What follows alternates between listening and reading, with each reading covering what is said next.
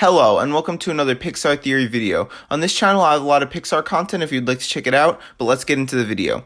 What time period is Boo from? It's a question that many people have had differing opinions on. Some people say she's from the 50s, some people think she's from the 90s, and some will even tell you she's from the early 2000s, but nobody seems to have settled on a definite answer. So that's why I will tell you in this video with full certainty what decade she is from and get it down to the exact year. As you may know, when the monsters go through the doors in Monsters Inc. to scare the kids, they're time traveling back to a set point in time that runs parallel to their world. And we know this because Water News says kids just don't get scared like they used to.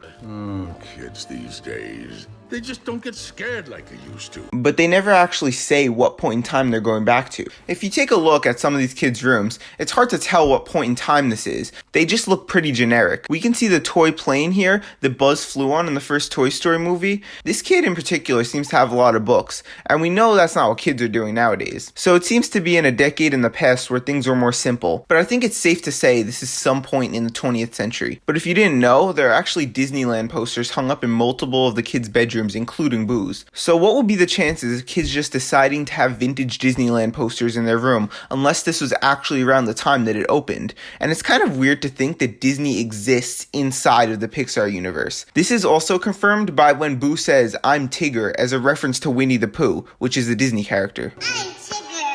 And I don't know if you've been keeping up with the times, but Winnie the Pooh isn't exactly the most popular with kids these days. Disneyland California opened in 1955, and in the movie, Boo is 3 years old. When you Google it, it tells you she's 2, but trust me, she's 3. So if we assume this is in late 1955 to early 1956, let's just say 1956, 3 years before 1956 is 1953. So we did it, right? Boo was born in 1953. But wait a minute. On Mike's scare folder, it shows a part labeled Scare Dates on the side, which shows dates from 1989 to 1999, which doesn't make sense because why would 90s kids have Disneyland posters? By the way, doesn't that kind of look like Andy? Except I don't know if he would be scared of snakes because Woody always seems to have one in his boot. There's a snake in my boot.